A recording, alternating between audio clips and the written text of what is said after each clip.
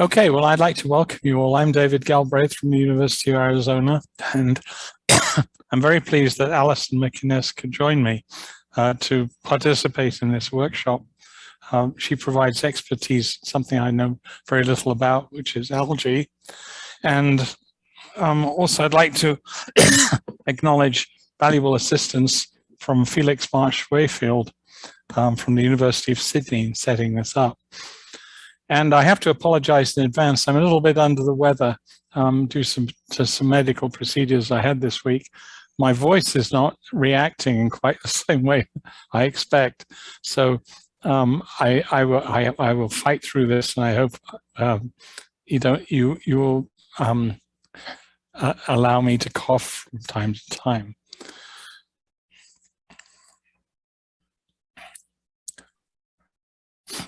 Okay, why this? Oh, there we go. Okay, so I'm going to give a brief introduction to cytometry. I hope this doesn't bore you too much. I hope to make it brief. You know most of this stuff anyway.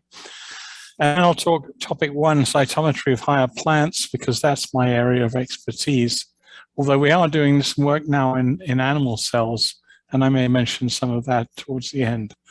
And then I'll switch over to the cytometry of algae and phytoplankton, going over to Alison, and then going back to a third topic, which is something that I think is important. I think we both think it's important, that it's important to ensure reproducibility in data acquisition, analysis, and reporting within these cytometric genres. So in general, I don't think cytometry has sufficient control over the quality of the experiments that they do. And this is particularly a problem with plants. So I'll give some ideas about that. Okay, so 10 minutes of introduction. Conventional analyzers. You've all seen these various things. The FACS Symphony, the Cytoflex, the Accuray C6. The trend has been to move to smaller instruments which have the highest capability, to avoid, just overbuilding and overspending on these instruments. So these are the conventional analyzers. And then conventional sorters. Again, we've got a wide range of machines going from the highly analytical engineering style of machine, such as the MoFlow, the Sony box. We've got the BD Fax Aria, another box, the S3, and then a smaller, the BC Cyflex sort. And these are the instruments that are beginning to appear in, or have been in the market for some time. Then we also have this interesting development, which is in spectral analyzers and sorters, represented by the Sony ID7000, the Thermo Fisher Bigfoot, the Cytec Aurora, and the Cytec Aurora CS. Again, these span a considerable range of sizes and costs. And in a conventional flow cytometer and sorter with lasers and detectors, this is just how it operates. And you've seen this sort of thing. Most generally, we have multiple lasers with separate light paths. We have separate detection modules for the light derived from each laser, which are typically separated in time, so can be correlated later. And we have a flow cell within which the information is detected, or we can have a jet in air where this detection takes place. And so the lasers excite the fluorescence and light scatter, and then this is analyzed. When we're sorting, then we've got a droplet formation mechanism, which I'll describe, and then high voltage plates, which separate the cells according to charge. Here's an example of the latest generation flow cytometer, the FACS Symphony, which uses conventional, very well-established technologies. So multiple laser excitation paths, dichroics to divert specific bands of fluorescence to the detectors, and photomultipliers that act as the detectors. This is something that I put together about 3 years ago, so it's a little outdated, but it gives you an idea of what's going on in the price space. So we have low, medium, high, and very high cost instruments. And at the same time, we have colors and detectors which are going up in numbers, and we're getting some instruments which are very capable that have very many detectors but are not high cost. And so I just highlighted these, and so you can go back to this slide, which I'll provide, and give you some idea of the choices that you have. What it means is that we're moving towards the ability to acquire fluorescence emission spectra from across the entire spectrum of the light coming from the cell that's being excited. And this is a very interesting and very important area of growth. Okay, so here's a typical jet and airflow cell. You have the sheath fluid coming in, you have a flow tip, you have a flow stream, you have hydrodynamic focusing.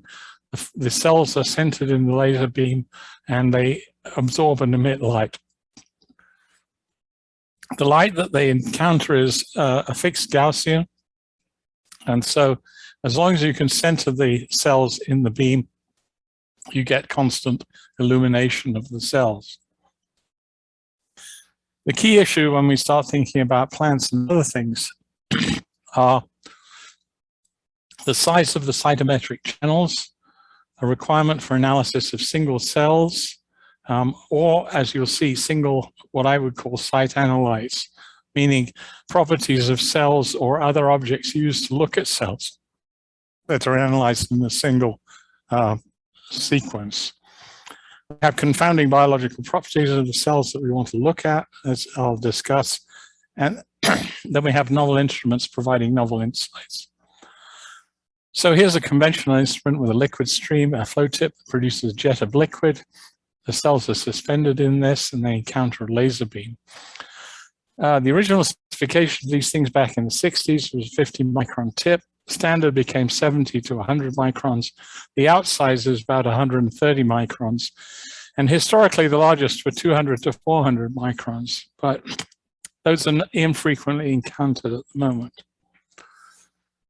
The liquid droplets, the liquid jets in air are unstable and they break up into droplets. So as the jet appears from the flow tip, you're going to get production of droplets. And you can see the same thing if you shoot a jet of a hose of water in your garden, you get droplets. If you harmonically vibrate the flow tip, you synchronize the production of droplets, and these are produced at precise distance below the flow tip. And so this means that if you find something that is interesting, you can charge up the flow stream when the particle is entering the last attached droplet. And so when it breaks off, that droplet has a charge on it, and you deflect that by going through an electrostatic field. And so here it's deflected. This can be switched very rapidly, the charging droplet. So you can sort very rapidly. Now, there are two critical things that come out of this. One was established 150 years ago, which is that the wavelength on the droplet formation mechanism must be greater than pi times the diameter of the jet, which means as the jet gets bigger in diameter, the frequency at which you can generate droplets drops down. And the other thing is that the droplet volume is approximately 1/6 pi times the cube of the diameter of the jet. And if you use singlet droplet sorting mode, this has impacts when you're interested in looking at single cell type processing downstream. I may get back to mention that in a minute. If you want to sort protoplasts from different cell types, the general problem is you need a marker to distinguish different cell types. And this has to be something a flow sorter can recognize. And back in 1990, we used chlorophyll autofluorescence and time of flight light scatter as the parameters to examine protoplasts from different cell types, epidermal and mesophyll and tobacco leaves. And so we sorted two populations of viable protoplasts for molecular characterization. And this is illustrated here. Here's the fluorescence from the chlorophyll, and here's the protoplast size measured actually using fluorescein diastate. I'll mention that later. The epidermis doesn't have chloroplasts, as you can see here after sorting, whereas the mesophyll does. And so you can very clearly separate these two populations of cells. So we used transgenic plants that were expressing a marker gene, which was beta-glucuronidase. and we put it under the control of promoters that were either constitutive or from photosynthesis-related genes. And we found that marker gene expression patterns were cell type specific. So the photosynthetic gene constructs were active only in the mesophyll cell. And then we took some protoplasts and we transfected wild type protoplasts with the same DNA constructions, and we found that they retain a memory of the tissues from which they originated, which was, at the time, I think, was a very cool observation. So if you're sorting according to type, then sorting mesophyll epidermal protoplasts is based on natural endogenous fluorescence and light scatter signals. But you can also sort protoplasts according to transgenic expression of fluorescent proteins within many different cell types. Now, I promised to someone that there would be at least one zebrafish, and so this is an example of an unconventional instrument for sorting very large objects from Union Biometrica. And so this has a different kind of sorting mechanism. It has an air sorting blast, which deflects everything you don't want. You detect in the same way with the laser and fluorescence detection and light scatter. But every time you see something you want, like a zebrafish, you turn off the air sorter and it falls into the microwells. So very cool. This is alive, and you can then use it for whatever purposes you have. And this kind of large particle sorting can be done for many large objects, flow cells ranging in size from 250 to 2,000 microns. So this gets you well into the range of many interesting eukaryotic organisms. Now, spectral cytometry, I mentioned, is a recent development. Typical desktop cytometer, the BC Cytoflex, and the sorter, the Cytoflex SRT, has 5 fluorescent channels with 5 lasers. It has 5 channels from the 405 nanometer violet laser, 2 from the 488 nanometer blue laser, 5 from the 561 nanometer yellow laser, and 3 from the 638 nanometer red laser. And you have all of these filters that you can put to produce a distinctive analysis of the fluorescence that's coming off these particular cells. But people have considered how much further can you subdivide emission spectra, and this brings up the concept of spectral cytometry.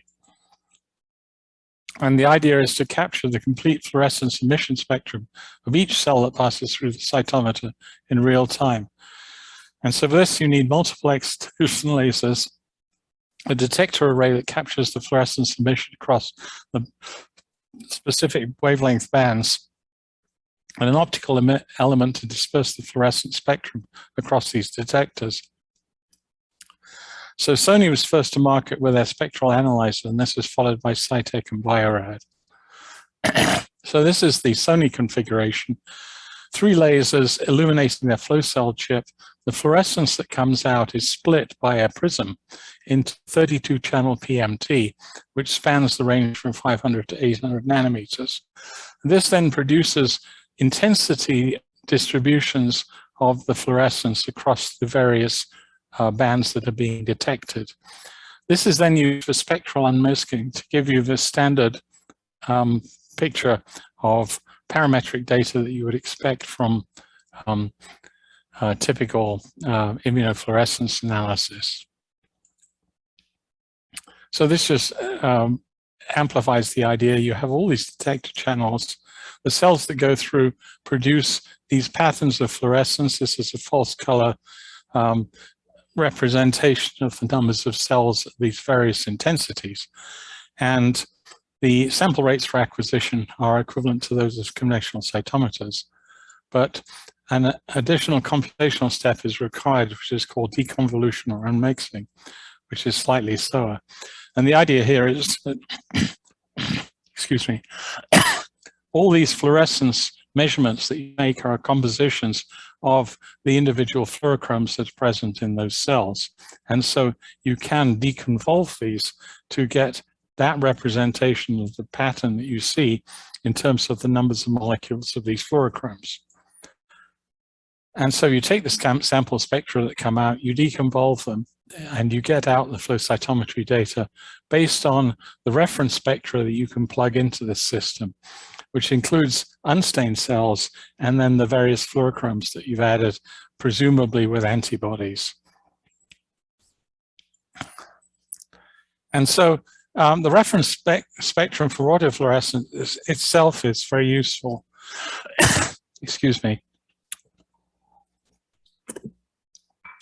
And the autofluorescence is typically used with the reference spectra of the added fluorochromes to unmix the individual components of the multicolored sample. But it turns out that autofluorescence can also be used as an informative parameter if you treat it as if it were another fluorochrome.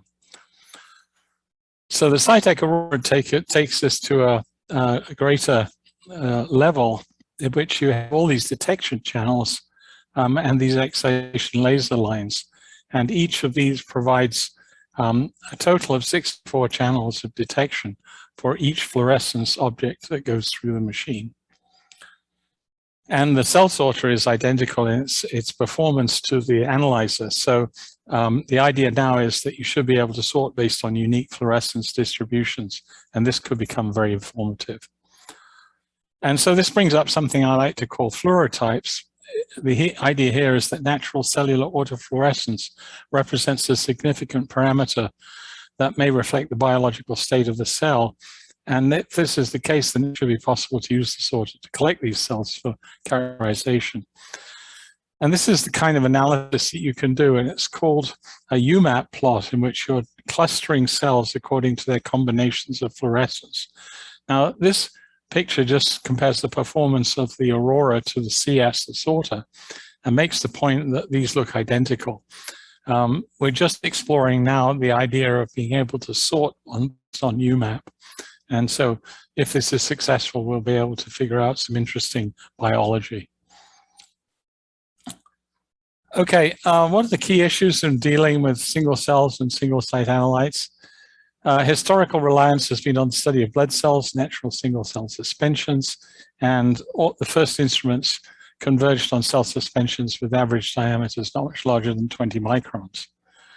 But now we're dealing with larger cells, we're dealing with complex three-dimensional structures of tissues and organs, and we are dealing with essence. So with higher plants, the question is how to fit a plant through a flow tip.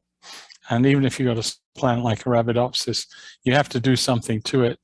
And one thing you can do is make protoplasts by digesting away the cell wall, as illustrated here. And if you run these through protoplasts and you analyze chlorophyll red fluorescence, you'll see something like this. So these are the protoplasts, and this is red fluorescence on a log scale. These are the chloroplasts, and you see these two peaks. Now you might say, we got an issue here. The issue being there seem to be a lot of chloroplasts in our preparation of protoplasts, which is true. But however, there are about 50 chloroplasts per cell. So in order to figure out the total number of broken protoplasts in this population, you have to divide the total number of chloroplasts here by a factor of 50. And if you do that calculation and compare it to the number of protoplasts, then you find that they're about 90% intact. So they are 90% intact, but they're a minority of the total particles in your population, which is something that we don't generally consider and will cause some issues, I think. So it brings up the idea of how viable a protoplast, and people generally don't do much about protoplast viability. You can impose additional measures of integrity, such as gradient flotation. You can look at the protoplasts under the microscope and look for cytoplasmic streaming, which certainly indicates that they are viable. And you can do some, excuse me, some biochemical tests, of which fluorescein diastate staining and PI exclusion are the most common. And then, of course, you can do biochemical from the point of view of looking at fluorescent protein biosynthesis as a comparative control. So this is just illustrating how you can look at protoplasts going through a flow cytometer. In this case, these have been directly stained using fluorescein isothiocyanate and rhodamine isothiocyanate. And the point here was we're actually looking for hybrids formed by protoplast fusion indicated here. And these are the protoplasts after sorting. And you can see after a day or so, they rounded up. And then after several days in culture, they are growing and producing cell clusters. So it is possible. It is possible to get populations of protoplasts that are capable of performing well. I prefer that people, when they're working with protoplasts, use gradient flotation to purify the intact protoplast. And this is pretty straightforward. You simply get the filtered protoplasts in their osmoticum. You centrifuge them at low speed, discard the supernatant, and then resuspend the protoplast pellet in an osmoticum containing 20.5% sucrose. And then you overlay it with osmoticum salts. And you centrifuge this, and you'll find the protoplast will float to the interface, and the debris will go down. And so these represent the viable protoplasts, which you can then take for analysis. If you use fluorescent protein expression as a viability stain, this is, of course, very good because protoplasts that are alive will, after transfection of DNA constructs, produce something like GFP in this case, and you can detect this and use that as a measure of looking at living protoplasts. And using distinguishable fluorescent proteins driven by different promoters can be used to define living protoplasts.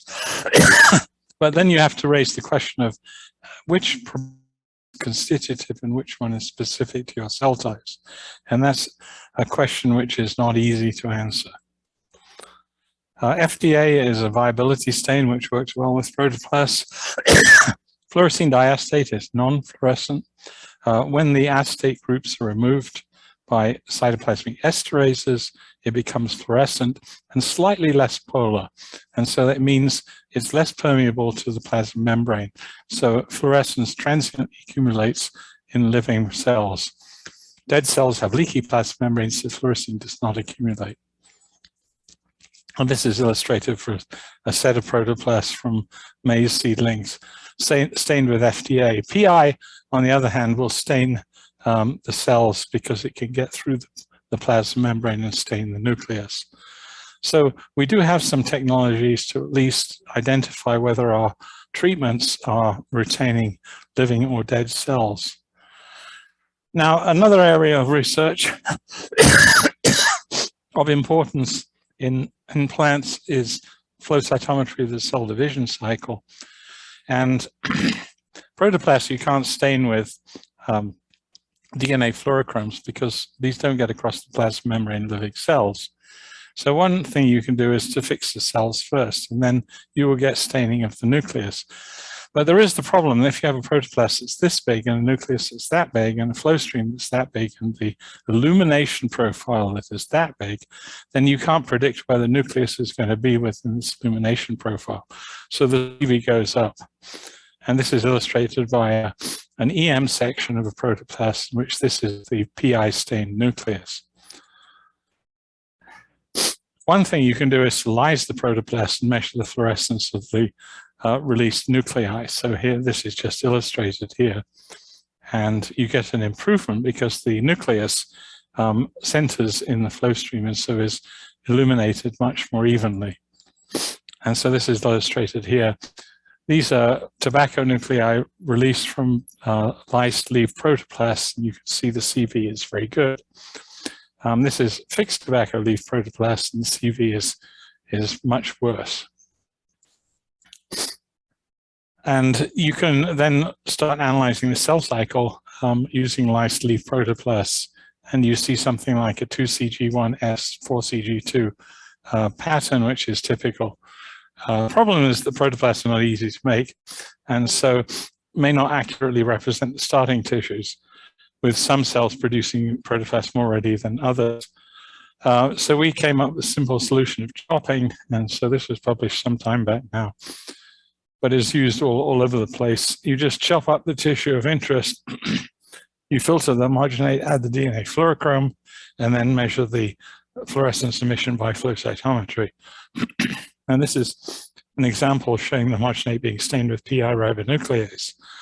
And We got 4 peaks here, and this is on the log scale.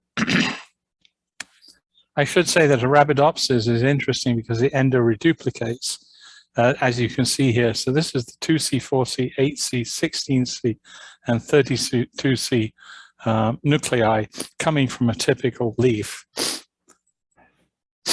And this then illustrates not only the occurrence of many rounds of endoreduplication, which are seen in all somatic tissues, but it also illustrates the fact that what we're looking at is something completely different from what people do with animal cells.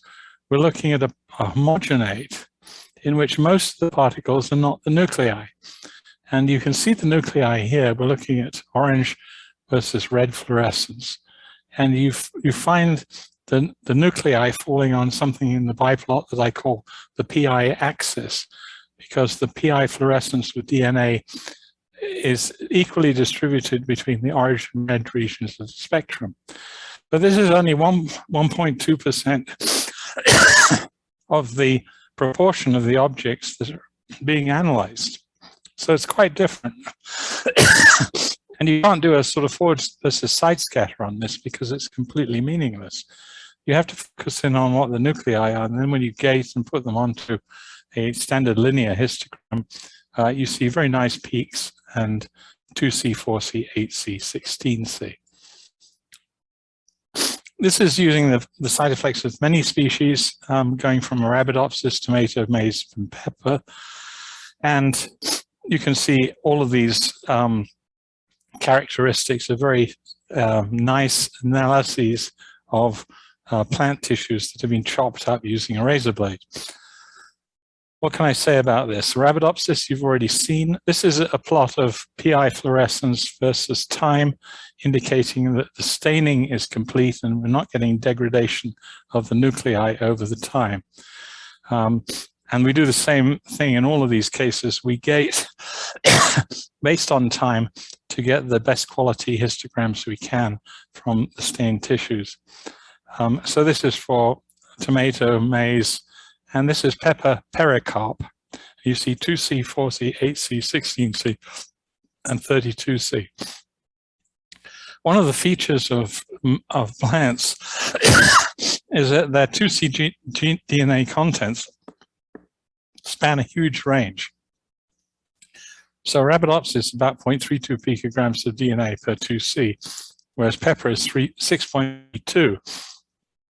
And with this endoreduplication, it means we're in fact spanning a giant dynamic range here. And so what we can do is take all of these values. We know the DNA contents of these based on what's present in the Q database. The CVs at these peaks are extremely good, and we can measure the fluorescence. So we can correlate what is known about the DNA content with what we're measuring. And a low CV means the measurement is very accurate. And this is work that this is culled literature from many labs across the world. And so we can then plot one against the other and say, well, what's the deal? The deal is it's all linear. So this is for all of the measurements. This is for tomato, maize, Arabidopsis, and pepper. And you can see that the line of correlation is exactly the same for all of these. So it means that crowdsourcing of nuclear DNA content values is real, which is an interesting emergent property of the Q database, very encouraging. Okay, we tried running these through the Sony SP6800 spectral cell analyzer. And this is, again, using standard settings with a 488 nanometer laser. And after deconvolution, you can see the characteristic peaks from the nuclei that have been stained with PI. And then if you gate on that and put it out, you get very nice peaks, very low CVs, and again, a linear relationship between C value and PI fluorescence. And then you can do a biplot in which you take a transgenic Arabidopsis that we made it, which has GFP expressed in the nucleus, and make a homogenate from that and stain with propidium iodide ribonuclease. And you see two populations after decompilation. You see ones that are not expressing GFP and ones that are. And if you then separate these and produce histograms, you find there's no difference between the DNA contents of the GFP expressing cells and the non-GFP expressing cells. So again, it's very encouraging that this kind of cytometry can come up with data that confirms work in conventional cytometers. These are protoplasts from epidermal peels and of maize, and you can see a number, first, a fair number of these are intact, and secondly, there are some differences in size and in chloroplast content. And so these that we've been analyzing separately to see if we can use the spectral cytometer to extract out some interesting information. So if you just look at the autofluorescence of these cells across the channels that's produced by the Cytec aurora, you see all of these values. And in some cases, you see biplots. The protoplasts seem to be separated at this detection wavelength particularly well. And then if you do what is called a Umap analysis, you can cluster the cells, the nuclei, the protoplasts into different clusters, which we assume are related to function. And so these are being recognized by the Cytec machine as being somehow different from each other. And we would speculate that these are related to different functions in the leaf, and we'd like to find out what those are. You can combine more information coming out of the Cytec aurora to get more granular representations. So this is just an example of two replicates of looking at protoplasts, combining more of the information that we obtained from the cytometer. And you see multiple sets of groups of cells, and you have to wonder what these are. So the next step, of course, is to see how reproducible this is, and then to try and decipher what the functions of these otherwise unknown cell types might be within the leaf. Fluorotypes, I call them, are clusters of cells exhibiting different fluorescent spectral characteristics. They presumably reflect physiological and compositional differences that may be relevant to function. We've seen some already, presence, absence of chloroplasts in the epidermis versus the mesophyll, but subtle changes in spectra might relate to cellular energy demands and environmental factors and stress. So looking at these may be very important for our understanding of plants. The shorter wavelength regions seem to be important because these may also reflect alterations in the levels of small autofluorescent molecules involved in metabolism. This includes flavins, NAD, NADH, NADP, NADPH, and lipofuscin-like pigments, these are all exciting in the lower wavelengths and producing fluorescence in the lower wavelengths. So the idea generally is that natural cellular autofluorescence represents a significant parameter that may reflect the biological state of the cell. So can we use the Cytec sorter to collect them for detailed molecular characterization? This requires real-time sorting, which may not yet be possible with using algorithms such as Umap. So you have to stay tuned for that. If we could sort them, then we characterize them in terms of genome sequences and gene expression at both the population and single cell level, look at proteomes, metabolomes, and other physiological properties. Okay, so that brings me to this, at the end of this part, and I'm glad I got through it without completely falling apart in terms of coughing, for which I apologize. At this point, we're going to switch to talk about phytoplankton and marine communities. So I will stop sharing and ask Alison to share her screen, and hopefully this will magically continue us. It says that the host has disabled screen sharing. Oh, okay, let me do that All participants. Okay, go ahead, try now.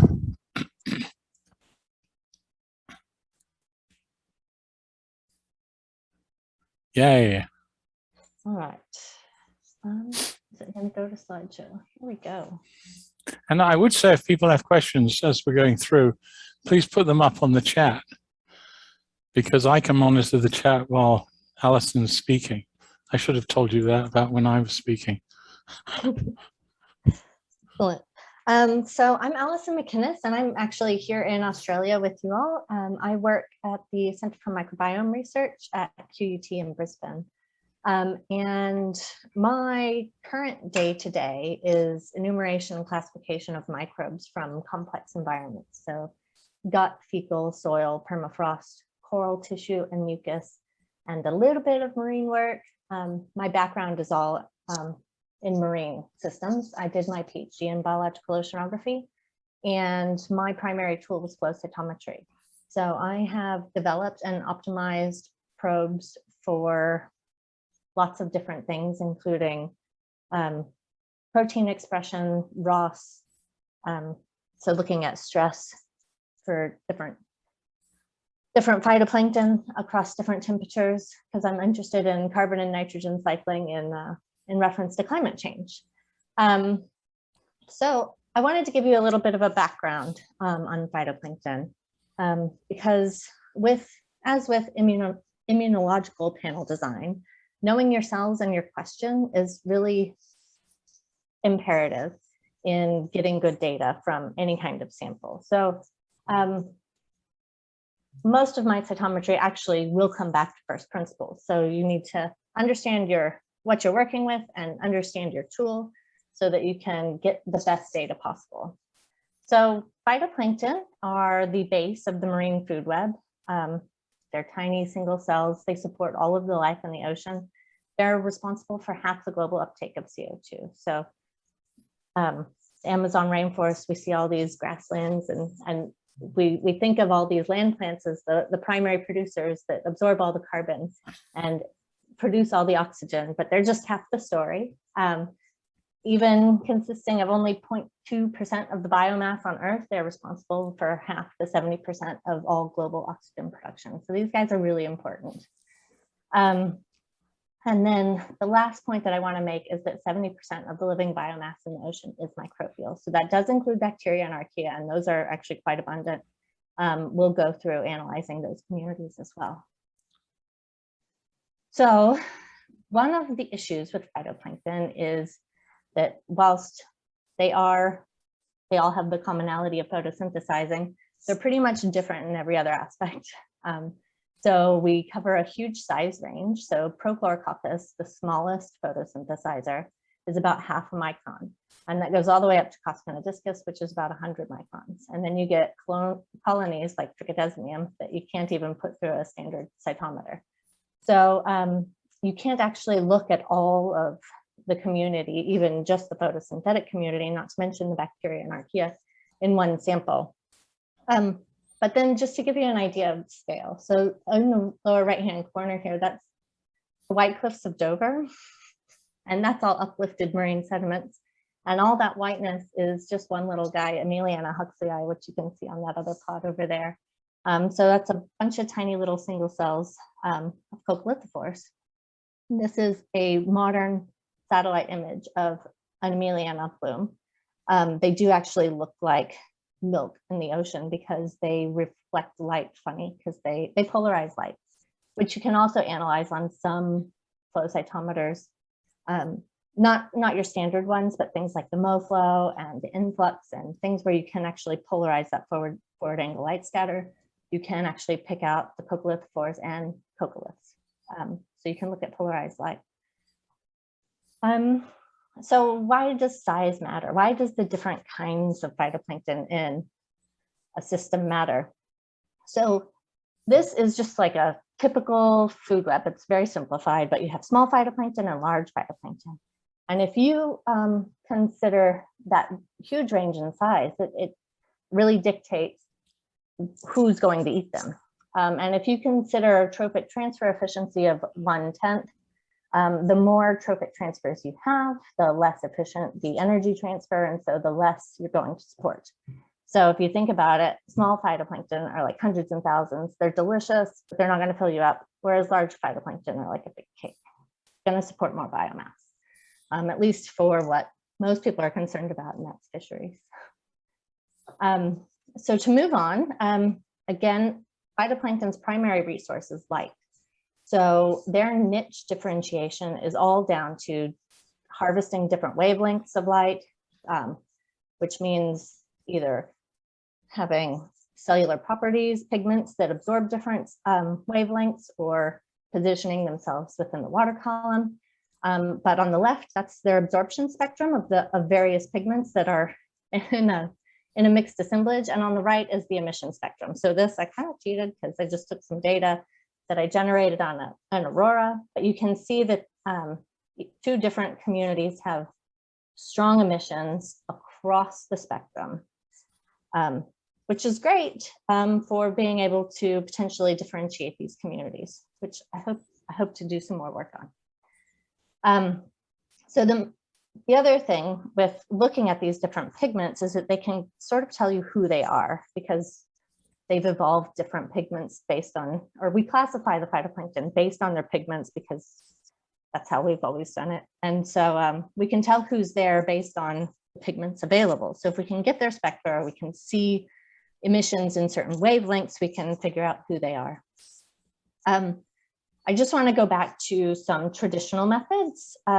Again, most of it is looking at pigments. So you've got microscopy, that's really only good for the big stuff. We actually, I'll talk about it in a little bit, but we didn't know most of the photosynthesizers until we took a cytometer on a ship.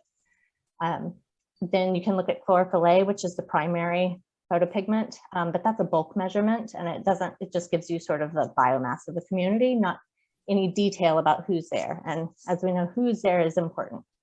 HPLC you can use to look at the quantities of different pigments, so you can start to pick apart the community, but it's very expensive, and it actually requires a lot of water if you're looking at seawater. So seawater budgets are actually really important. It seems like going on a ship in the middle of the ocean, water should be your last problem. Oh, sorry. But this down here in the lower right, that's a CTD rosette.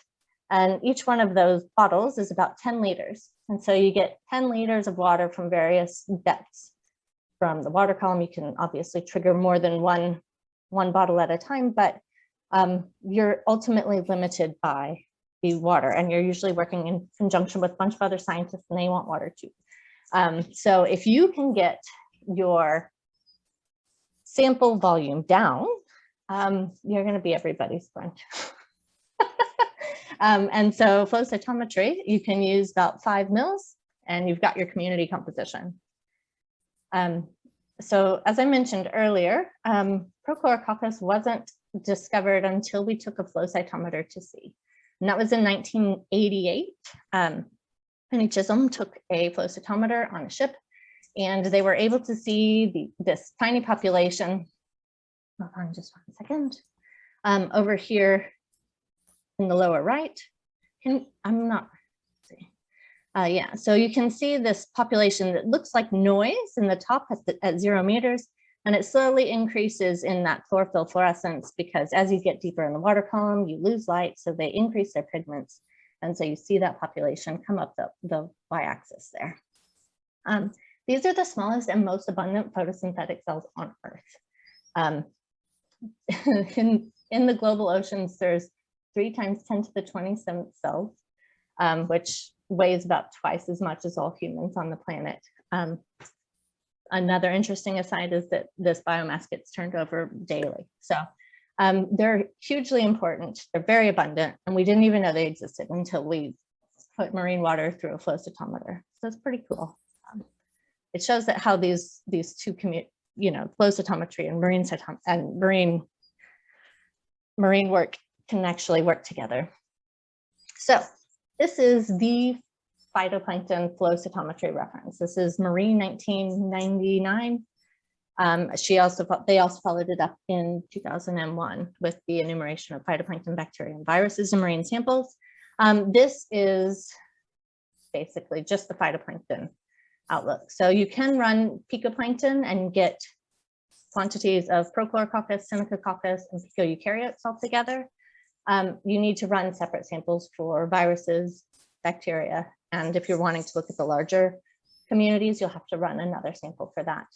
These are discriminated based on scatter and fluorescence. Most people use only red fluorescence for chlorophyll, and then orange fluorescence for PI. PE. And so you can actually pick these communities apart. So Senecacoccus has PE, whereas Prochlorococcus does not. And that's why you see it sort of there on the diagonal in plot C.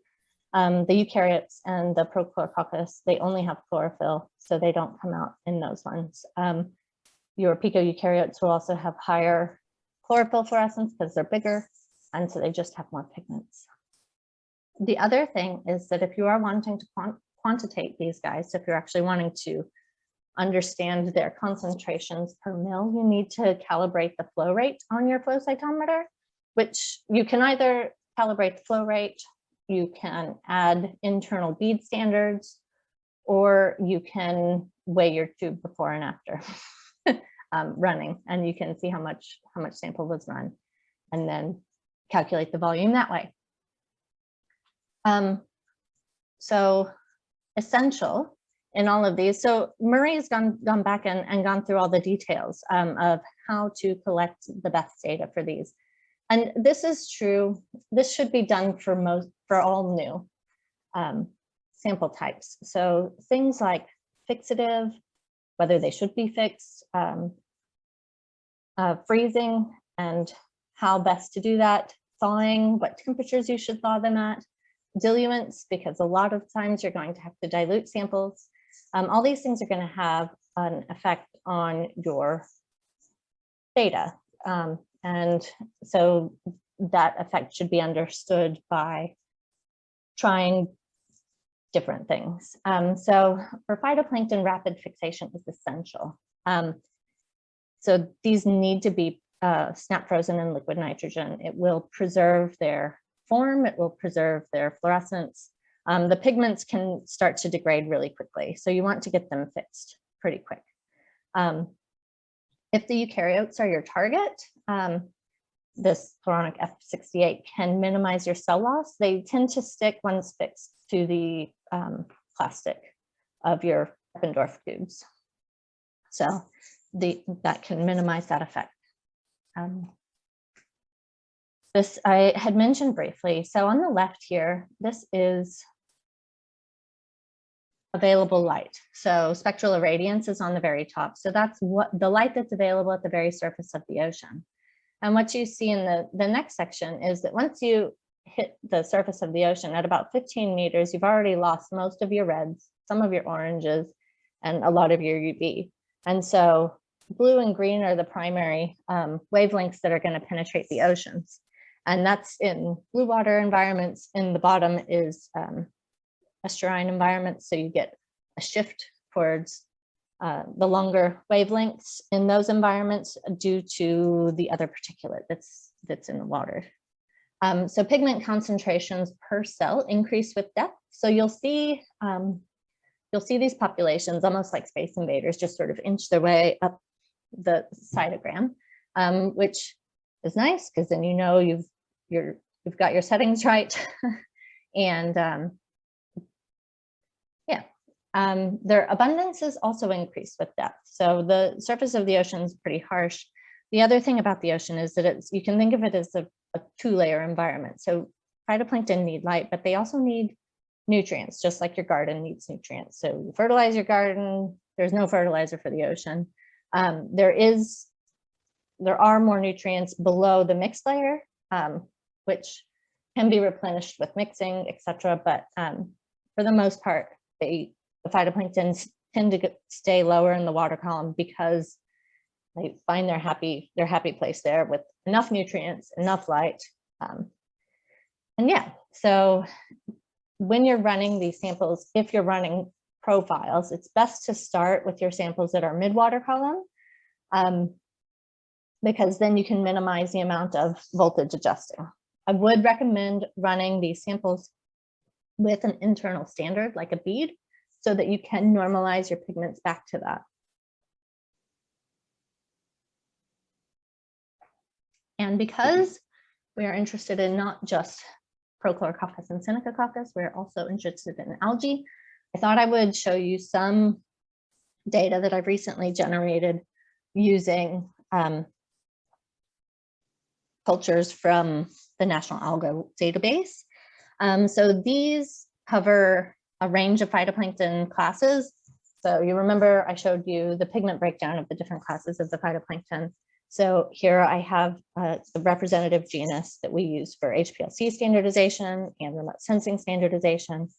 And so I have those samples and I ran those through the cytometer, and you can see that they sort of all smoosh up together in conventional cytometry. You can see that there's differences, but it would be hard to distinguish them in a mixed assemblage sample where you didn't have a priori knowledge of who you were running. But that's, again, just based on side scatter, PE, and chlorophyll. So one of the other considerations when looking at phytoplankton, so along with diluents, fixation, etc., is your instrumentation. Prochlorococcus, again, is half a micron. So most conventional cytometers are optimized and built for looking at peripheral blood and things like that. So the targets are much larger. Prochlorococcus being so small, especially in surface waters, is very dim. It doesn't have a lot of chlorophyll for you to be able to see and can be very problematic in trying to pick them out of the noise. Some instruments are better than others. There was a publication in 2016 that showed that the Acuri was actually very poor at resolving Prochlorococcus. It's just something to be aware of if you are doing marine work, that you should establish the detection limits of your instrument. So the other considerations are sampling location, so estuarine, coastal, and open ocean. Samples will all be different. If you're collecting at different depths, those will be different. Time of year will impact your community composition, and things like the spring bloom will cause a significant shift in the community. And then what component are you interested in? Are you interested in the picophytoplankton? Are you interested in the algae? What is the question being asked? That will dictate how much and what kinds of samples you'll need. This picture is actually the dominant group of phytoplankton on a global ocean, in the global oceans. So you can see the diatoms at the poles, and then flagellates, Senecacoccus, and Prochlorococcus. All right, so the hard stuff. Marine microbes and viruses don't have that autofluorescence. They're also really, really small. If microbes and viruses are typically hard to resolve, these guys are starved for nutrients. They're really hard to find. But it is possible to enumerate viruses and bacteria. They follow similar trends to the phototrophs with subsurface maxima. And these samples should actually be split because heat is necessary to get accurate virus counts. You will also have to dilute samples for viruses so that you can accurately enumerate them so you don't get coincidence and swarming. Because again, these flow cytometers are built for things that are much larger. So you have to run these quite dilute. Okay, so the optimal workflow. I'm not going to go through all of the details that that Karina Broussard and her team have gone through in figuring out all these things. But basically, you want to get your virus sample, you want to fix it, you want to snap freeze it in liquid nitrogen, and store it long-term in -80. Anything other than that, you won't get accurate virus counts. You'll thaw for analysis, typically at 37 degrees C. Dilute in TE buffer, either 1 to 20 or 1 to 100. and then stain with cyber green. While staining, you need to heat it to 80 degrees in the dark, and then chuck it on the flow cytometer, and you'll be able to see these guys, and you'll be able to get good counts. They have tested incubation times, temperatures, fixation, different fixatives, different dyes, different diluents, different ways to store. All of them have an effect. This is the optimal workflow. So, wrapping up marine microbial flow cytometry, you need to collect a sample for phytoplankton, collect a sample for bacteria, and collect a sample for viruses. If you're interested in the nanoplankton, you also need to collect a larger volume sample for that, because you're going to need to run longer. Because as things get bigger, they also get rarer. So phytoplankton you can run fresh or fixed, same with bacteria. Viruses have to be fixed. If you're fixing any of these, they need to be snap frozen. Otherwise, you get cell loss, and then stored at -80. Quick thaw, cyber green for bacteria and for viruses. And viruses should be, so for marine systems, viruses should be diluted into E-buffer because the salts can affect the staining. So David and I have both started dabbling in using spectral cytometry to pick apart our populations of interest. So this is Prochlorococcus normalized spectrum. This is a cultured sample, so they're quite bright. But this is what they look like, and you can see that they have emission across the spectrum. Makes them really hard to probe. It is possible, but it does get a bit hairy. So I ran various strains. So we're looking at strain level resolution on the Cytec aurora of different Prochlorococcus and Synechococcus species. These are those normalized results. You can see that they're all very similar, but there are differences. So they can be picked apart using spectral cytometry. So that gives us a lot more than Prochlorococcus, Synechococcus, and picoeukaryotes. We can really start to disentangle these communities. This is showing how similar they are. So some of these Prochlorococcus strains, I think, may even be the same ones, just contaminated. But you know, that's to be determined with genomics. And you know, these are the things you find out when you start putting things through a flow cytometer. But we can resolve things that are 98% similar, which is really, really exciting. And as I'd mentioned before, their pigment concentration can change with depth. So what we've done here is that we've grown the same species, the same strains at different light levels, and then I've normalized their spectras to see how they compare.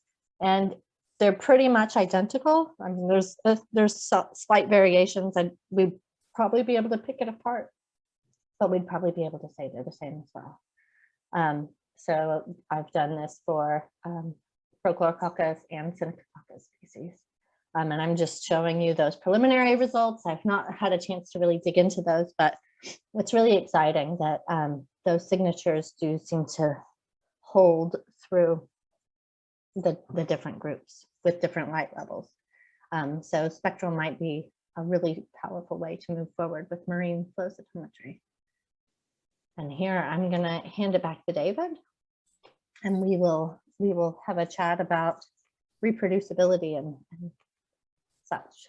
Okay, thank you very much. That was fascinating. Do any of the attendees have any questions that they'd like to raise right now before we go on to the third part? I don't see any questions in the chat, but can anyone unmute themselves and ask some questions? We left a lot of time for y'all to ask questions.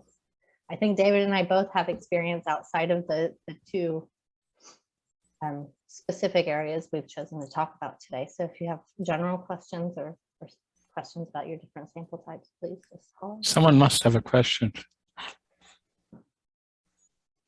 That's someone in the chat. Have you looked at rainwater? That's for you, Alison, I think. I have not looked at rainwater. I've looked at puddle water. During my PhD, we did a lot of estuary work, and we were looking at runoff and whatnot. And for giggles, we collected water from puddles on the side of the road and looked at that. Wasn't very nice. It wasn't very, there was nothing that we really took from it. I don't have any data to show from it. But rainwater could be interesting, especially for like microbial species. Bacteria and whatnot, maybe. Because, they're floating through the air all the time. I imagine they could get caught up in rainwater. Was someone speaking? What controls can we use while looking at phytoplanktons using flow cytometry? The standard control. So first of all, to set up the cytometer, you need to run 0.02 filtrate of your sample so that you know where the noise level is and you know what is the fluorescence of things coming through. But then I also use an internal standard. I use a 1 micron yellow grain bead. I usually use something that's not very expensive. I usually dilute it a fair bit, and then I'll also quantify the number of beads per microliter that I add so that then I can use that for quantification as well.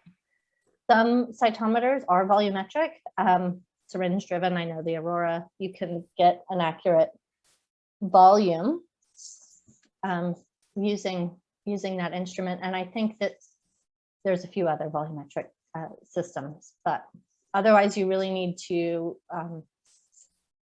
for quantification, you need to understand the flow rate of your machine or just measure the volume when you start collecting and when you end. And you do that by weighing. Does that answer your question? Okay. Okay.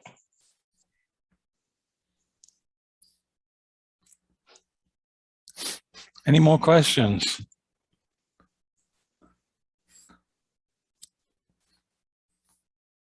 Hi guys, I might just chime in because I've really enjoyed this talk, and I was, I guess, curious who our audience participants are and how much experience they have. So if anyone wants to kind of, where they're joining us from and talk about what how far into their journey of non-mammalian cytometry they might actually be. Like, are we curious level or are we experts? Does anyone want to chime in? I'm just very curious. I think both of the presenters know me. I'm a little bit of across all cytometry, and it just blows my mind that we can think outside the box from, just your regular running PBMCs or running a clinical sample. So that's my 2 cents, but I've really enjoyed your talk. So thank you for spending the time today and sharing with us. Thank you, Helen. There's a note here from Kate that she's a relative beginner and she's curious and she's dabbling with me. Kate has been helping a lot with the spectral marine work. And yeah, her insights and knowledge of how that actually works has been invaluable. And we're coming up with some really cool things. This is Margaret Veal from La Trobe University. I have a couple of questions on ploidy analysis for David. Okay. So first of all, do you need to run an internal standard and every time? And if so, what would you recommend? So you want a ploidy control for one species? Yes, well, I guess, can you run like I noticed you had, what were they, chick red blood cells that I've seen in a number of publications. Also, can you run sort of similar species at the same time as your internal standard? Yeah, so what I was showing you with the Q database information with all the different species that we were running was that if you chop those up and analyze them, you find that the DNA measurements that they provide you are on the same scale of fluorescence for DNA amount, whichever species you choose. So if you're interested in absolute DNA contents, you just need to use something that produces a nice peak and you know its DNA content. So it's not a good idea to use animal things, animal cells for plant work, because there may be differences in chromatin compaction and things like that. But we have in plants now a good series of species for which the DNA contents, the nuclear DNA contents, are well established. So you can go to those and use those, depending on what range your unknown might be. Mm-hmm.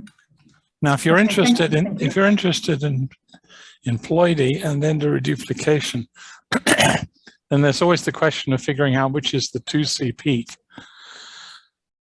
Because if you have endoreduplication, then the 2C peak might be a very minor population.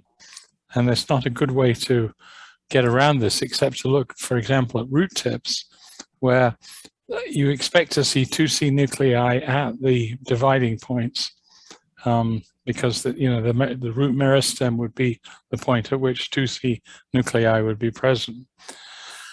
And then you should probably do chromosome counts to make sure you don't have something strange going on in terms of, an endoploidy. And so those are all caveats. In most of, I would say, the crop species, it's pretty straightforward because they've all been bred to behave in a reasonable fashion in the field. And so all of the strangeness, aneuploidy and stuff has gone away. And so you're on pretty solid ground. But if you went out into nature and came across some unusual plants, you might end up with difficulties, which then you'd have to involve a taxonomist and a few other people as experts to help you. Okay, thank you. Okay. Joanna had a question about would there be any benefit from autofluorescence subtraction plant DNA assays? I don't know. We haven't looked at nuclei to see if there are any autofluorescent characteristics of the DNA itself. I would suspect not, but who knows? You might come up with something that's in there. Hi, David. Thanks for that. Okay. I asked that question because of attending a workshop that you hosted a few years ago in Prague, I think, with Dr. Dolizel and Dr. Lua, I can't remember how to say his last name, your colleague from Portugal. João. João, yeah.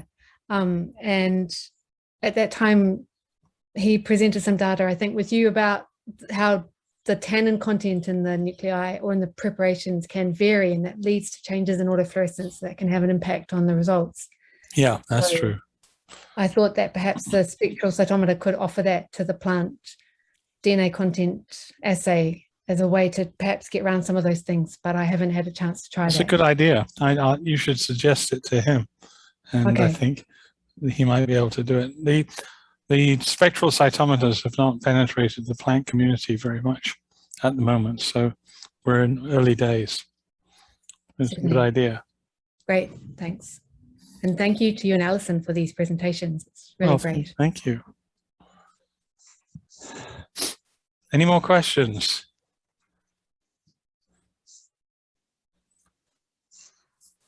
Okay, if not, what I thought I'd do is go back to the third topic. So I would share this screen. Let's see if this works.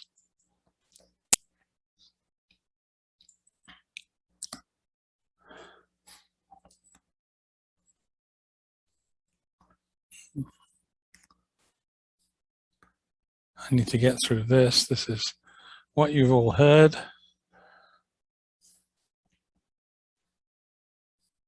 Okay, so this is going back to cytometric reproducibility. And I'd recommend, if you're interested in plant cytometry, to go to Cytometry Part A and look at the best practices series that we've been producing over the last 6 months or so. And they've been coming out in cytometry. And so this is the DOI, and the experimental manipulation of plants is one factor which we have to consider. And we have to consider, as I mentioned, working with protoplasts and working with homogenates. The general considerations in reproducibility, and I feel that a lot of cytometry is not very reproducible. We've had a wonderful period of time where we've been mostly looking at lymphocytes, and we've got lots of controls, and we've got lots of ways to analyze cells which represent 95% or more of the starting materials. But now we're working with things like plants. We start to raise the questions of, what about the source of these starting materials? What controls do we use? When you have a paper, are the experimental manipulations well described? And is the data that you get for others to use, is it available? And this is becoming an increasing problem when we're working with single cell genomics and single cell omics in general. And I'm getting very sensitive to the fact that when people talk about running protoplasts through a 10x genomics instrument, they very seldom show a picture of the cells that they're putting through the machine. So you really got no sense of whether these cells are dead or alive, only that you get some data out the other end. And when you look at DNA content measurements, you're simply told this is the DNA content of the 2Z peak, but we very seldom see any evidence of the flow cytograms that define that peak.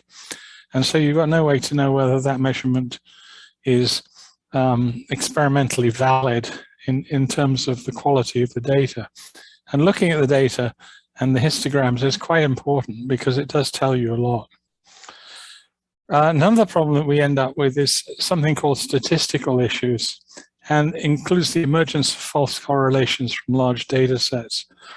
And I'm getting increasingly interested in this. And this is sort of arisen because people started doing microarrays and producing very large data sets. And the data sets are much larger than the input samples that you're putting into the system. And so the possibility of emergence of false correlations increases rapidly. And then finally, there's something called publication bias, which I'll mention. So if we talk about the starting materials, if you read a paper using cytometry as an input, how readily available are the source materials? Are the conditions for plant growth well defined? Are the controls clearly described? Plants obey circadian rhythms. Are these controlled for? There are transgenerational changes in epigenetics. Have these been mentioned or thought about? The cytometric experiments, are they clearly described, and are all results provided? The way we do science now, we can publish almost anything in electronic format. So it's not reasonable to say, well, we can't produce all these figures. We can certainly do that, and we can certainly publish them. But when all is done, can the work be repeated? And if you have very many variables and very many data points that you're producing, will the reviewers have time to be able to analyze and review the paper itself? And you can always ask the question, excuse me, are the conclusions realistic and coherent? Now, the false correlation thing I'm getting really interested in, because correlation analysis is commonly employed to detect relationships between independent variables of the study. But if the number of independent variables, i.e. what you're measuring, whether it's fluorescence or transcript numbers or any particular parameter, as those go up, the likelihood of spurious correlations also increases. That is, you'd have two things that you're measuring which just happen to correlate to each other, but this is just a random spurious event. So this can be counted to some degree by increasing the sample size, but it's almost impossible to escape the ridiculous situation that you will have more independent variables than samples. And here are a couple of references that you can go to look at this problem in more detail.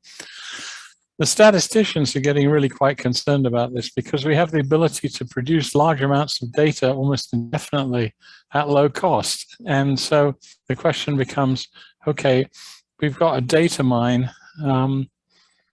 How will we mine it? And if we mine it, will it be useful? Will it be a good representation of something that's interesting? So a lot of the literature on spurious correlations came from microarray-based analyses.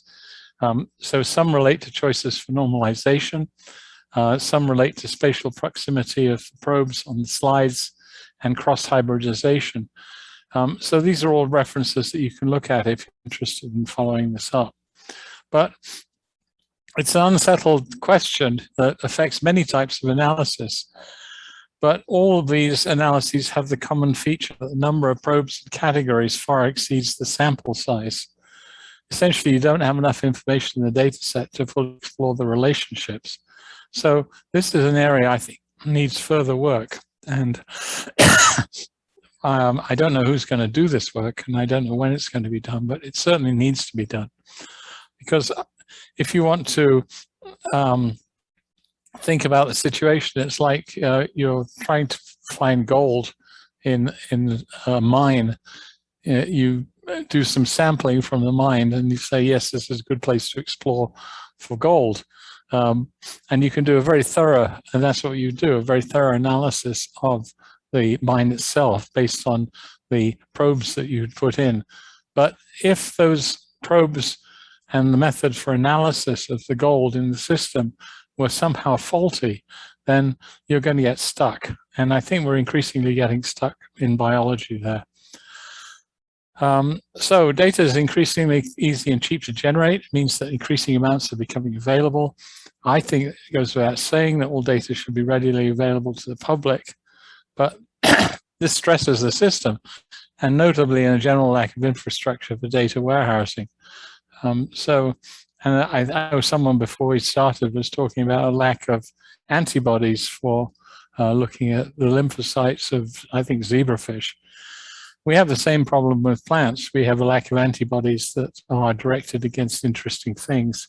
And we have a lack of ways to generate these because we don't have enough people working in that particular area and sharing the reagents. So there's something else that I came across which I think is useful, which is called fair data. It's a movement, and you can find it on Wikipedia, and then they have set up an org group describing the principles, which is that the data book should satisfy findability, accessibility, interoperability, and reuse criteria. And so I would suggest we need to look at that. And I need to check with the people in cytometry part A as to what extent this has been considered in the area of cytometry. We need to embrace this, I think, for us to be able to move forward and be consistent in what we do. And then this is publication bias, and this is a typical request to review from a top-line journal. This was actually received by me this morning. And it says, "Dear Dr. Calibrate, thanks for your expertise, blah, blah, blah. We're writing to invite you to review the above manuscript for XXXX, which is an important journal. We would greatly appreciate if you accept this invitation, return your expert review report in due course, review due within 14 days. The abstract, the manuscript is appended at the end of this message." But this is the important paragraph. XXX, the journal, aims to publish the best original work with high significant and profound influence in plant sciences. We particularly value novel and exciting findings that provide significant insights addressing important biological questions in plant sciences. Studies documenting confirmatory or descriptive results typically are not considered for publication in XXXX. So this encapsulates the problem. The best journals are trying to push us to produce perhaps skimpy studies which highlight something that appears extremely interesting and significant and important, rather than producing a data set which can be meaningfully explored by many people over the future. And I would argue that producing quality data sets is at least as important as producing initial novel and exciting findings that suggest that there might be something going on. Because if you generate the data set, which you will, because you can, using criteria that are not as solid as they should be, then you'll end up with a large amount of data that wastes a lot of people's time. So this request emphasizes the importance of novelty and excitement. I say that these data sets that will be large and archived, it's more important they be reproducible and reliable.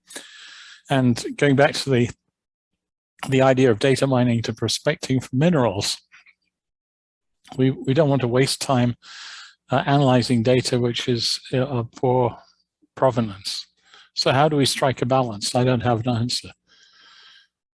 I got some suggestions.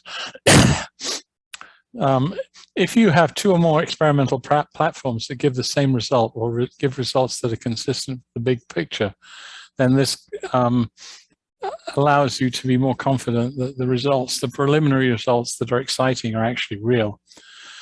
And we have a couple of experiments that I was involved in which this was looking at gene expression in specific cell types in Arabidopsis. And in one case, we used protoplast sorting and Illumina arrays to measure the transcripts in different cell types. And we compared that ultimately in a separate paper to nuclear sorting and oligo microarrays. And then we confirmed gene expression predictions using other methods. But the cool thing about this in the end was that they confirmed that genes that we found that were expressed in specific cell types using the two general methods were largely congruent. So that means that something we're doing is reproducible, which is comforting. But maybe we have to insist that you have to have two or more experimental platforms that give the same results before publications can be made of this new and exciting work. And then I've already given you this crowdsourcing of plant nuclear DNA content measurements. It looks like people doing DNA content measurements worldwide on different instruments using different fluorochromes and different plant species are converging on a relationship between the fluorescence that comes out of a PI stained nucleus and the DNA content of that nucleus, which is remarkably consistent. So that I think is cool. So anyway, at that point, I'll just stop and open it up again for questions. We've got plenty of time, so please don't hesitate to ask questions. I'll stop the sharing.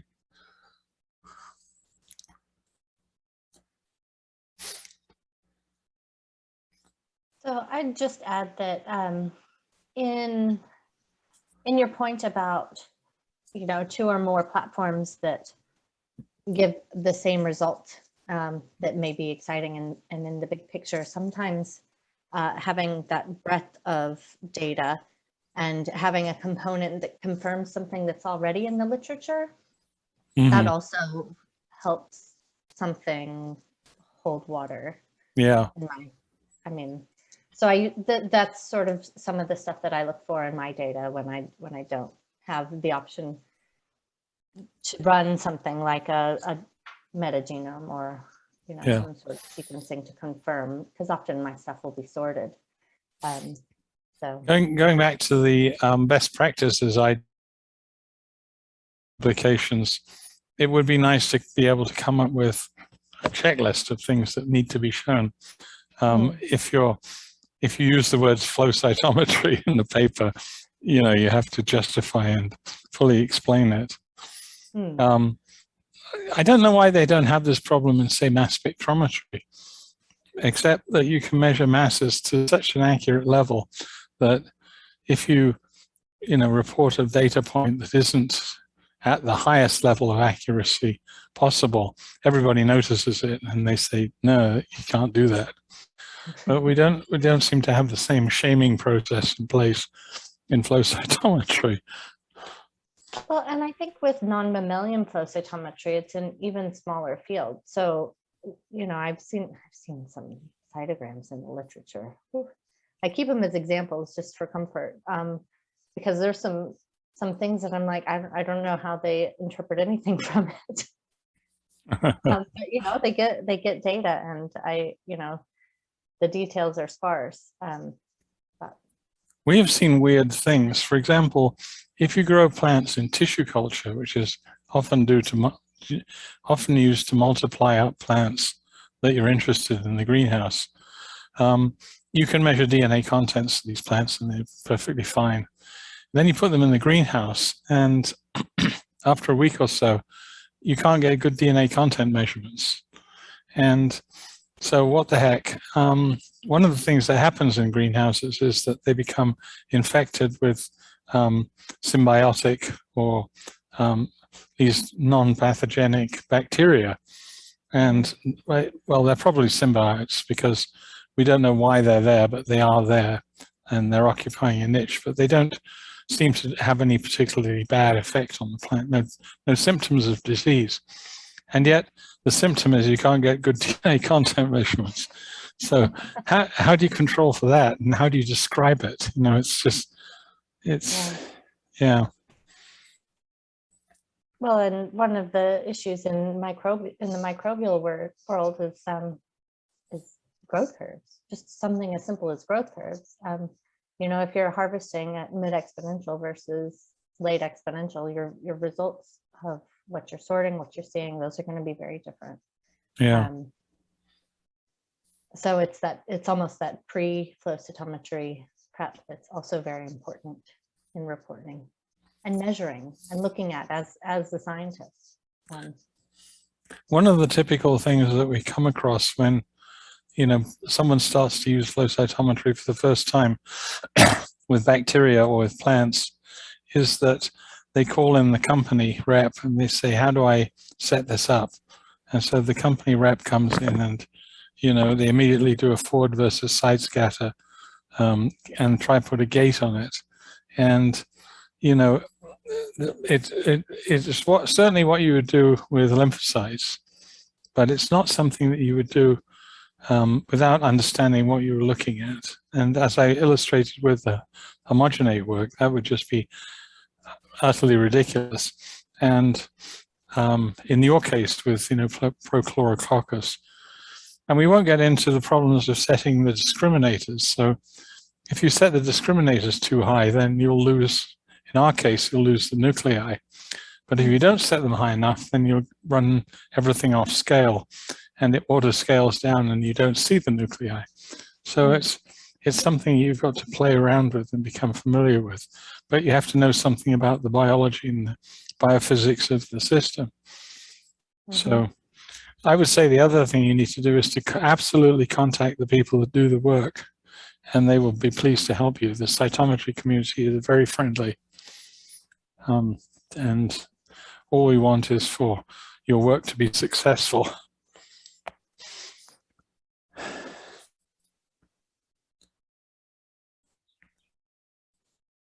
David, do you think the MyFlowSite standard has any application for these kind of questions? Yeah, I've been wrestling with MyFlowSite because, you know, I think that MyFlowSite tends to put things in boxes that are a little bit too small for everything. So, I mean, I think it should be expanded more generally. So if you have flow cytometry and you say use this to show that, then you have to describe what you did and how the information that you produced gave you the conclusion that you got. And so reinforcing this into the literature is always going to be a problem. I have a paper coming out in which we did some DNA content measurements for another group, and we did the work appropriately. We had an internal control. We ran the samples for appropriate periods of time. The CVs, the peaks were very good. And I provided all this data, and they just simply turned it into a statement by flow cytometry. The DNA content was 2C equals whatever, 4 picograms. I don't know if we'll be able to get that into the metadata so that people can see. But I was certainly worried about the minimum standards for microarray experiments when they came out, and that was about 10 years ago, because of the fact that the number of outputs that you could generate from your data was much greater than the number of samples you could put in. So it seemed that you were trying to describe, as we say in the United States, the works of William Shakespeare from Cliff's Notes. I mean, you get a general sense, but you wouldn't get any of the richness. And that's what's going to happen when you reduce the number of variables that you're reporting.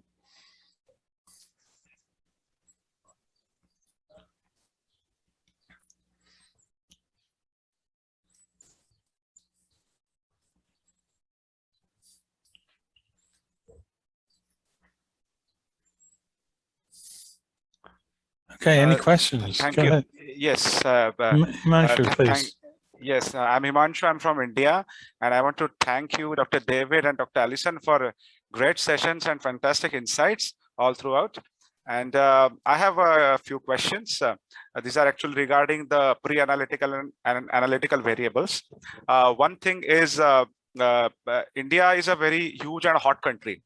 So if there is a situation where the plants are grown somewhere and they have to be tested somewhere else, the distance, sometimes the testing site and the location of where the plants are grown can be hundreds of kilometers.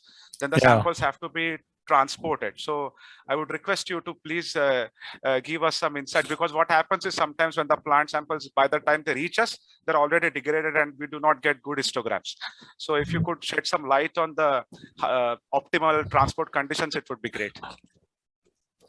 Yeah, that's a question. It's difficult to answer, because what we normally say is you should sample leaves and put them in a Ziploc bag with some moist tissue paper, and then store them on ice, and then transport them rapidly to the central facility, which is fine for many plant species, but some are sensitive to cold treatment, and the cells will collapse. So that's not going to work in that situation. So I think you just have to, test your plants and try and see how they respond to temperature, from being in the field to being excised to being stored at various temperatures. And in general, if you can store them for transportation on ice, I think that would be the best, and keep them moist. Thank you, Dr. David. We have usually, just like you said, it works for a lot of plants, but we face these problems with some plant samples like turmeric leaves. I remember we face a lot of issues with that. And supplementary question to this would be: would changing the tissue type help, like say using rootlets or something like that? Would that be a better option? It's certainly an option. That's one of the things that we recommend. If you read the series that we have in Cytometry Part A, you'll see best practices for measuring DNA contents from all sorts of plants. So this may give you specific insight. Generally, we prefer rapidly growing young tissue, but it is suggested that you might look at different parts of the plant if you're not having success with other parts. And somewhat surprisingly, there's some plants which you would think would not work based on the fact that they, seem to produce secondary products. I don't remember if it's geranium that does this, but I would have thought instinctively, because it produces such a fragrant odor, that it would be bad, but I think it's particularly good, but I'm not sure if it's geranium or another plant species that's like that. So it's very difficult to generalize. What people have desiccated plants and then measured the DNA contents, and so protocols for rapid desiccation of plant materials using, standard desiccants are also available. So I'd recommend send me your email and I'll send you a copy of the article. Thank you. Thank you so much, Dr. Calibrate, for your help and your answers.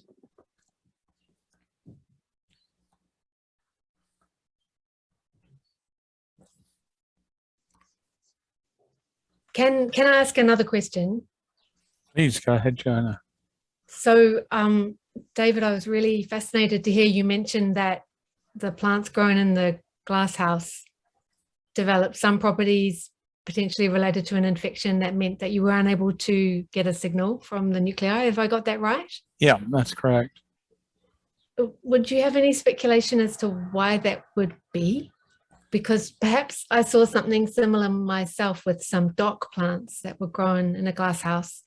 And in the end, I concluded that actually the reason the samples misbehaved was that they'd been shipped too close to the ice pack and the tissue had actually frozen and thawed, and perhaps that was why we couldn't recover nuclei. But you've intrigued me with the possibility that there might be some kind of low-level infection or something that is also responsible. Yeah. The only thing I could say is I did fix the leaf tissue and I stained the sections with PI. And when I looked under the microscope, I could see these dots all around the plasma membrane, which looked to me like bacteria, and they weren't present in the tissue culture plants. So I looked at that and said, oh, that's interesting, but I didn't have any funding to pursue this further. So, but it did seem to be correlated with shifting plants out of tissue culture into greenhouse for multiplication. And you can guess in most of these cases, they're interested in increasing ploidy levels for various aspects of plant production. Right. Yeah. Yeah. Interesting. So it's a project in search of a student or two. It wouldn't be hard to do. It would just take time and a couple of students. Yeah. Except I think some of these plants were trees, or tree seedlings, so Right. The scale is a little different from Arabidopsis.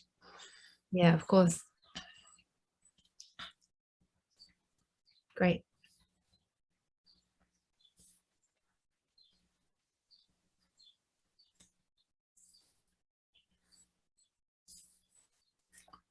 Okay, any more questions? Is there anything you'd like to see a flow cytometer do or a cell sorter do that it doesn't do right now? What new features would you like? Yeah, go ahead. I've been thinking about whether or not you could use like a DNA dye on a spectral system to identify to get a DNA content measurement and then somehow to subtract the PI signal to leave you with the autofluorescence profile of whatever it was that you identified with the PI signal, and then to potentially be able to use that to help you find those same particles without including the DNA dye. I think that would be really cool in terms of finding different, what was that word you coined? Cytanalyte. Fluorotypes.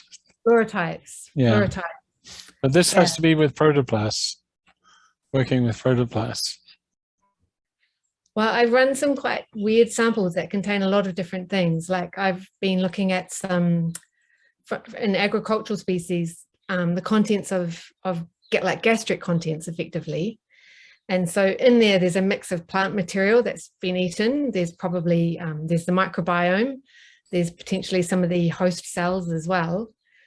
And I can, if I do a Umap on on the native fluorescent signals, I can see quite an amazing distribution of things, but I don't know which ones are cellular and which ones are just bits of stuff. Yeah, yeah. And so I thought a DNA dye that I could then, I'd use to identify if it had a nucleus and then find out what its background autofluorescence was.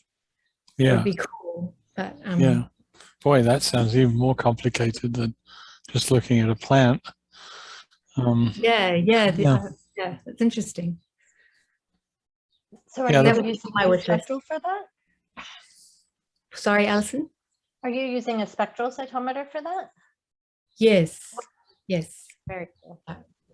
Yeah, but at the moment it's hard to know what it all means. You can see all these different islands on the dimensionality reduction map, but if they're biologically meaningful or not, if they're even cellular, it's hard to say. They could just be a bit of dirt that the animal ate in the pasture. Hard to know. Yeah. Yeah, the reproducibility of the UMAP plots as well is something that you need to worry about until people do a lot of those. I've tried UMAPs on, well, I've run the same samples in different software. So I've done it in like FlowJo and then Omic, and I get similar UMAPs. Because of the math of UMAP itself, you actually do get reproducible clusters, where something like Disney is a bit more random. Yeah.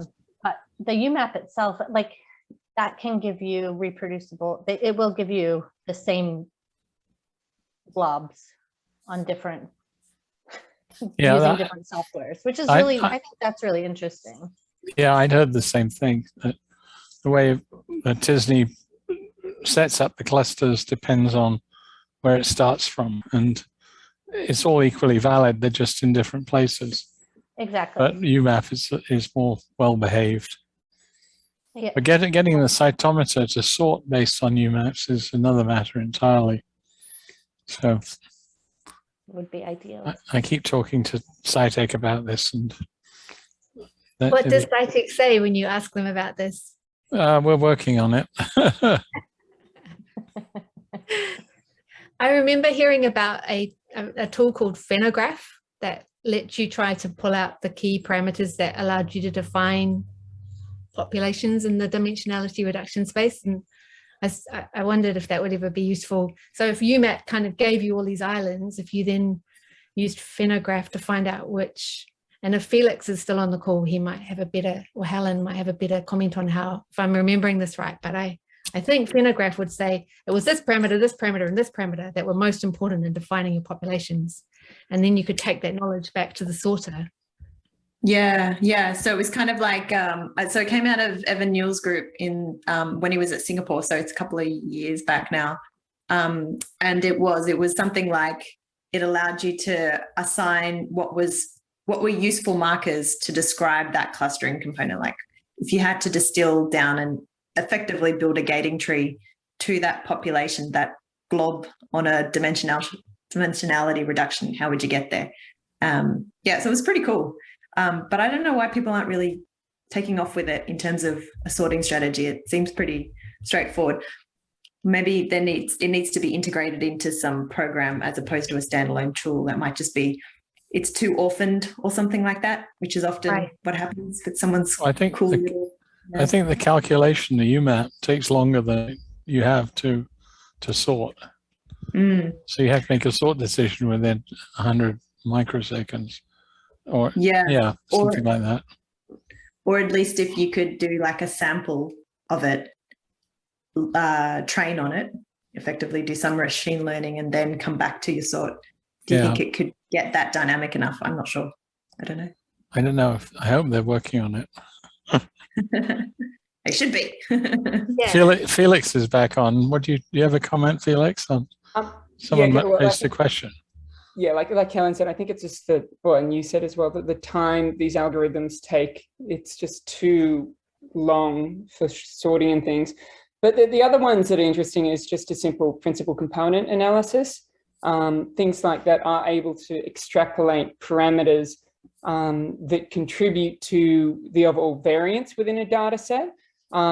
I use them not specifically just on cells. You can though, and things like that. It may pull out the specific parameters that would be different in those potential clusters.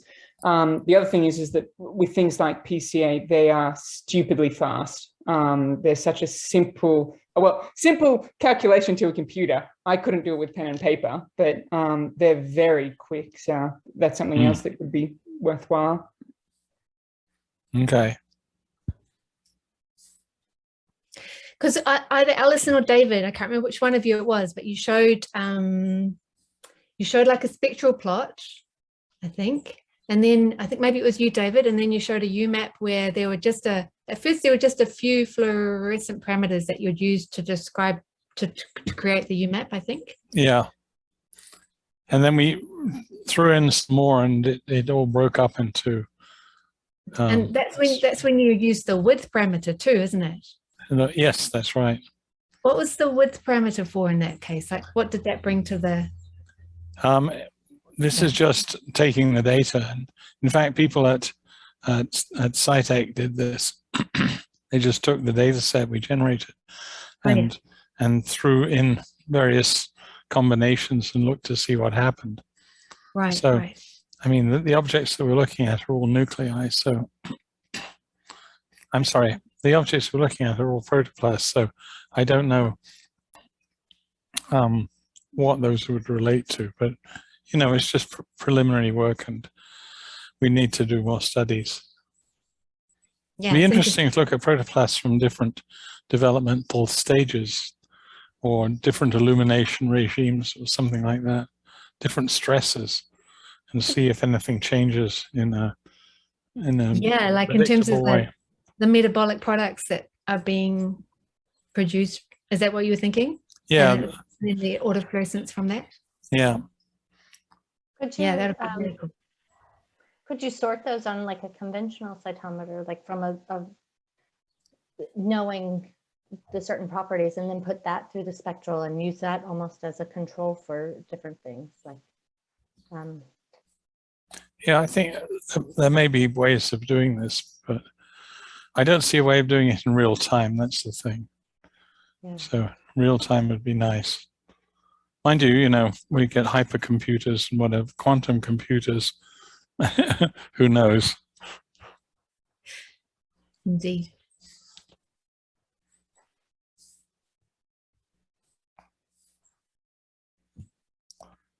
Okay, are there any more questions?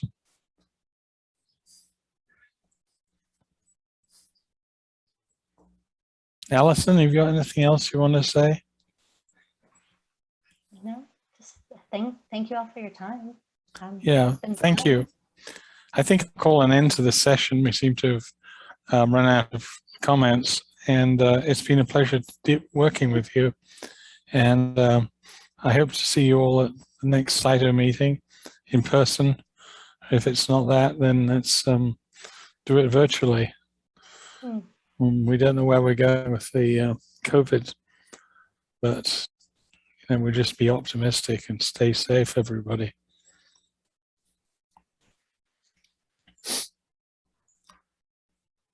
Okay, so I'll say goodbye, and thank you so much, Alison. Thank you so much, David. It's been great. it's been great working with you.